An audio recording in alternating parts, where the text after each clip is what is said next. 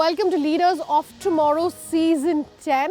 You're watching this very special Leaders of Tomorrow Awards edition with me, Sunanda Jayaseelan. On the show tonight, we're talking about what it takes for an entrepreneur to go from having the ambition of starting out to actually actioning it with some of India's biggest unicorns.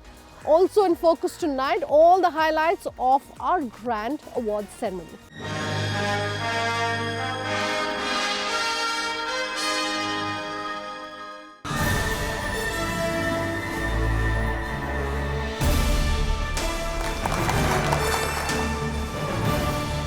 Leaders of Tomorrow in its 10th edition is here to celebrate the resilience and hard work exhibited by businesses. In this episode, we discuss ambition to action with 3 exemplary entrepreneurs and continue with the stellar award ceremony.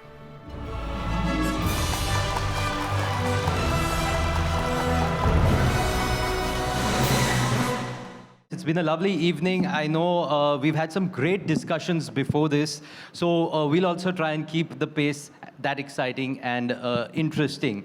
Aanan, I have to start with you, okay? Big award of the evening, Youth Icon of the Year to Yuvraj Singh. He did give a shout out to you also. There's a very interesting fact, ladies and gentlemen. Yuvraj Singh is an investor in Wellversed. And I read a quote that he said when he invested, saying that he sees Wellversed to maybe reach to the levels of Unilever. So, Aanan, our topic for today is ambition to action. Is that your ambition, to get Wellversed to the level of Unilever, maybe beat that level?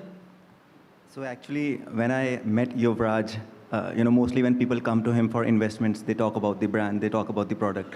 And the first thing I said to him, when he asked me, what do you want to do? I told him that I want to maximize human health span. And he said, what does that mean? I said that the human body is biologically designed to live up to 120 years of age, and we are slowly poisoning ourselves with products so that our DNA slowly deteriorates. And we are capable of living up to 120 years of age. And people think you will be frail, will be old, but we have the capability to be in vigor as well. And I think that is what has impressed him, and that's where he saw the large ambition, I guess. Fantastic. So, very important point, passion. Passion is important in any business that you do, and to bring out that passion. So that's a key learning, I'm sure, for the audience here. Prasant, coming to you.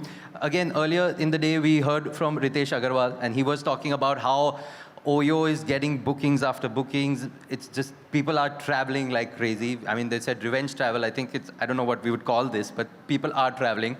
So quick question to you, where is India traveling? What's the Christmas destination for everybody? Where are we going? Before I answer that question, I'd like to say that I actually don't believe in revenge travel. I think that this is the new way to live. Okay. Post-COVID, people have understood that how fragile the life is. And in the fragility, we must maximize the present, not the future. And the maximization of present actually takes you to a lot of travel. And this is my thought process, that this is new India, this is new world, for all we know. And in this new world, we are not living for the future as much as we are living for the present now. Coming to the main question, where are people traveling? It's all over the place, man. You know, at EaseMyTrip, our pre-pandemic numbers on a quarterly basis were about 900 crores. The maximum we did pre-pandemic was about 900 crores in a quarter. Right now, in the last quarter, we did almost 2,000 crores. Wow. So our numbers have doubled post-pandemic. And that's a testimony to the travel industry and where it is heading towards. I believe that, it's extremely hard to keep people in their homes these days, despite whatever the prices are going up with. Fantastic. That's a very great number and a great insight on that. I'll come to you, Saurabh. So, one thing that I want to talk to you about as being an entrepreneur and as kind of an inspiration to people out there. So, you started nobroker.com. The idea was to move what we say real estate, brokerage online. But you're also twisting the game now. I know you've I think opened up a space, an offline space in Hyderabad as well. So is this the new age where everything's going to be hybrid, or is this the age where entrepreneurs need to keep in mind that, hey, maybe this is the business that I started, but with changing times, I need to change my business model as well. What are your thoughts? So the offline center which we opened in Hyderabad is actually an interiors experience center. It's not Right. for real estate as such. So we started No Broker because we fundamentally believe that the customers are paying very high amount of money as brokerage, while the service which they are getting is actually not commensurate to that. So the entire started from my experience. For example, I was in Mumbai that time. I paid very high amount of brokerage and had a really poor experience. So that's how it started. So I think we still believe in that. I'm sure most of us here would agree with you on that. And I mean, I'm not even going to get to the rent because that is, I don't know, we'll spend the rest of the night with people's complaints. Go on. So I don't know if people know, but the amount of brokerage that is paid every year in India for real estate transactions is actually 1,40,000 crores. Wow. That's the amount of money that is paid as brokerage every year. It's not rental, or it's just the brokerage. So the core thesis about No Broker was that can we make this much more smoother, much more cheaper? Can people do it directly?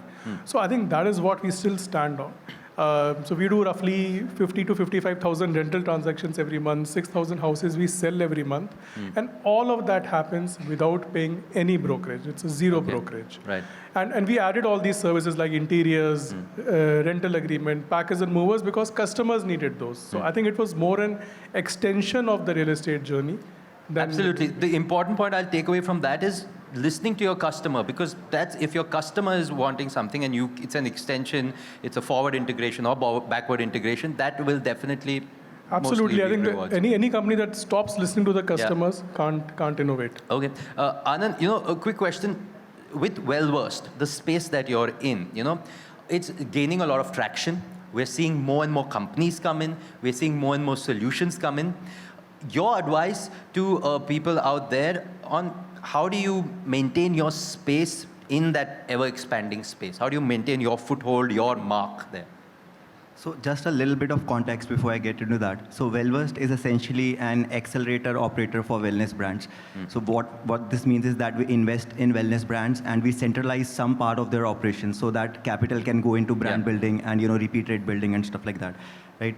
So essentially, there can be a lot of functional advice of how to stand out. Ethos obviously is one, right? Building great products, being obsessed about repeat rates. Obviously, all these functional advice are there.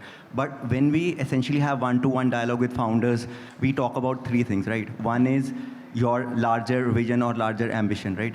Second is how much hope do you have to achieve that ambition? And the third is, are you able to emotionally recalibrate yourself on a daily basis? Do you have that stability to recalibrate to that vision and that hope on a daily basis? I think that's what the key is. Okay, great. Prashant, just can you give me maybe the top one or two learnings from the journey that you would give advice to the startups, SMEs? Well, we also started as a very small organization. We actually started as a mom and pop travel agency in year 2008. And of course, we transitioned ourselves from being an MSME to an internet play to become the second largest travel portal in India over the period of last 14 years. I believe that, for any entrepreneur who's beginning their journey, an understanding of technology is a must. And basically accepting it rather than denouncing it. I see a lot of SMEs, MSMEs basically not accepting the fact that the worlds are changing. And an acceptance of a fact is only the means to start to understand it and then basically embrace it. I believe, and this is from the personal learning, I see a lot of I guess the important part is always that change is the only constant. As they say, the only thing that you have to be prepared for is to change. Saurabh, same question to you, just maybe your learnings from the journey. So I think 2 or 3 biggest learnings. One, you need to be an irrational optimist because if there's already data which proves that this can be done, then somebody would have done it. So I think you need to believe because there'll be lots of ups and downs which will come. So you need to be need to have that perseverance. Second, I think you need to unlearn a lot of things. Because what I've seen is, I was an outsider in the real estate industry. I didn't know anything about the real estate industry. That's why I could say that it can be done without a brokerage. Any insider would have said, कि नहीं broker के बिना तो नहीं हो सकता है. And I think thirdly is the team. Team is very critical. If I am here, it's because the team is there. And if you come to our office, you'll meet the team. You'll find that it's very difficult to find who is the founder and who is the team. That's the kind of passion that they have. Fantastic. Now, I know we've had very little time, but we're just totally strapped for time today. I would have loved to have a longer conversation, but just quickly wrapping up some key points. Important to focus on passion. Change is the only constant. Remember the team, always stick to the team, and be ready to listen to your customer. Thank you so much, Saurabh. Thank you so much, Aanan. Thank you so much, Prasant, for being here today. Thank you so much. Thanks. Thank you. I'll take a quick break. On that note, we're back in just a moment, though, on the Leaders of Tomorrow Awards Special Edition. Do stay tuned.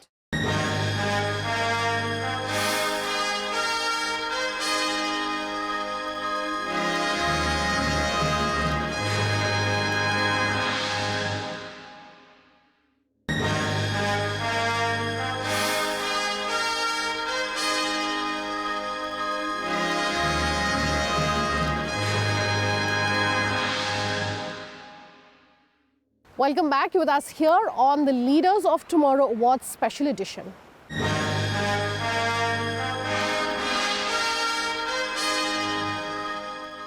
All right, ladies and gentlemen, it's now time for the much-awaited awards ceremony. Now, ET Now Leaders of Tomorrow, in its 10th season, aim to equip entrepreneurs with tools to be new age entrepreneurs.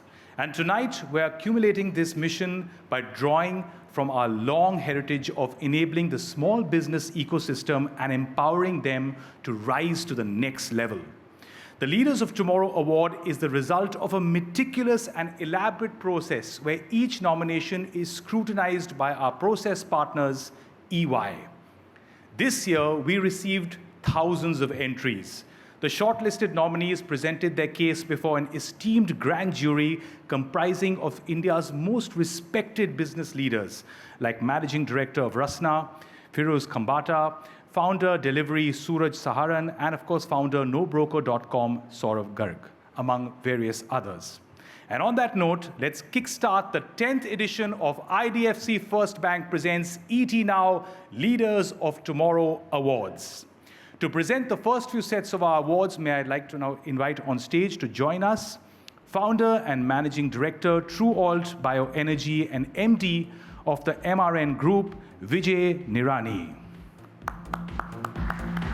Joining him, CEO of Kamath Group of Hotels, Vishal Kamath, and founder and CEO of Zook, Disha Singh.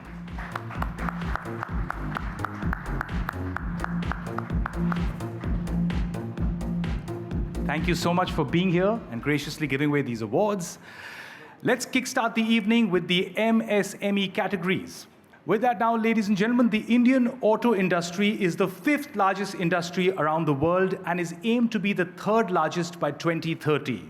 The future of electric mobility, the growth of Indian OEMs is here to stay, evolve and widen its reach. Let's take a look at the nominations in the automobiles and OEM category. Automobiles and OEM. The nominees are KALYANI Polymers, DELUXE Recycling India, Auto International, PI Green Innovations. And the winner is KALYANI Polymers. Congratulations, may I invite CEO and founders of KALYANI Polymers, Irfan Pathan and Shantanu Sonekar. Congratulations. And now we move on to our next MSME category. Now, the last couple of years saw an adoption of technology and significant focus on skilling and upskilling in the education sector. Companies are now reimagining and shaping learning through an adoption of technology and interactive methods. Let's take a look at the nominees in the education category. In the category Education, the nominees are Varnaz Technologies, Kachua Solutions, GODISCOVER Interactions LLP, and the winner is GODISCOVER Interactions LLP. Congratulations. Could I invite on stage CEO and co-founder of GODISCOVER Interactions, Sonia Choksi. Sonia may not be here. We have a gentleman to receive the award. And now joining our presenters on stage, I'd like to invite Paritosh Mathur, Head Wholesale Banking, IDFC First Bank, on stage to give away our next set of awards. Now, the pharma industry in India is expected to reach 120 billion by 2030. Wow. Now, India is a major exporter of pharmaceuticals with over 200 countries served by Indian pharma exports. Lots of growth opportunity in this space. So let's take a look now at the nominees in the pharmaceuticals and healthcare category. Pharmaceuticals and healthcare. The nominees are Zenheal Wellness, Meteoric Biopharmaceuticals, Organic Wellness Products, IQ Genex Pharma, and the winner is Zenheal Wellness. Congratulations! I'd like to invite on stage Vijay Joshi to come up and accept the award on behalf of founder Zenheal Wellness, Dimple Parmar.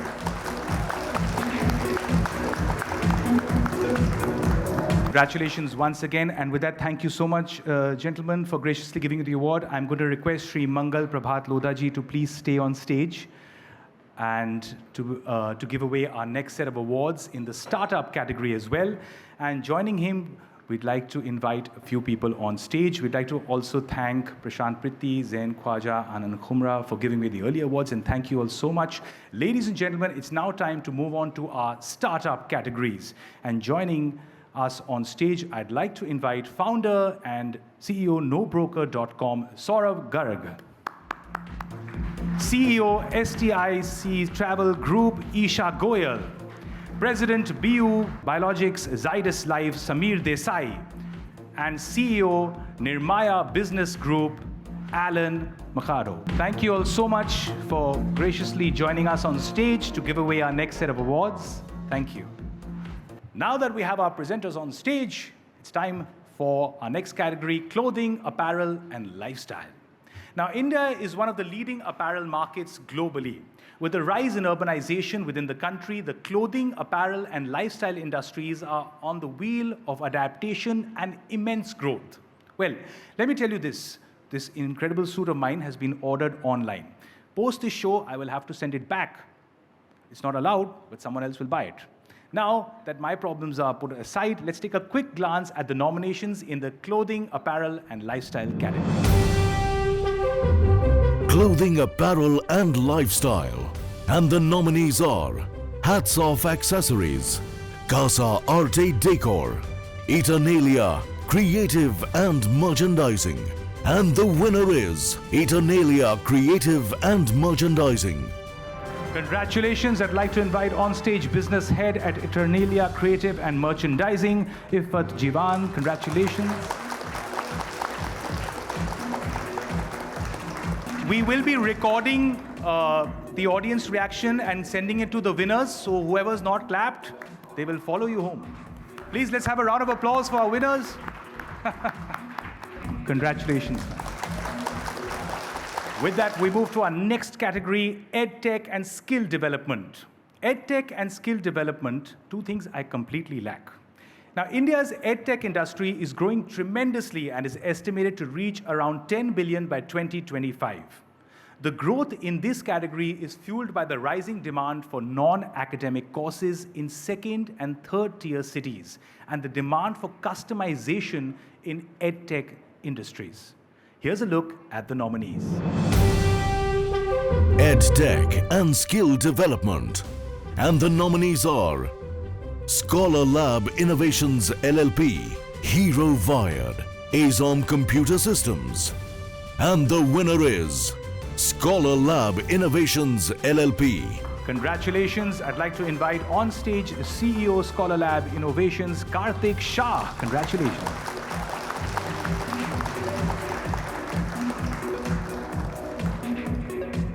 Congratulations once again. Our next category now is health tech.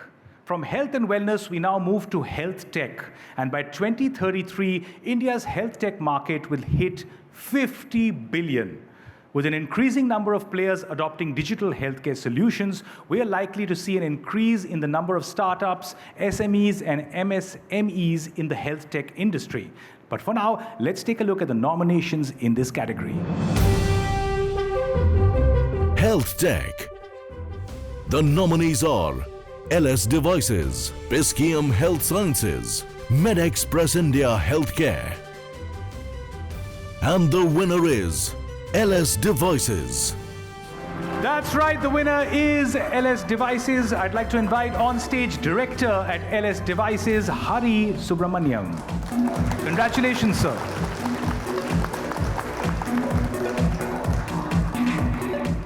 Congratulations once again, sir, and I'd like to thank our wonderful presenters for so graciously giving away these awards.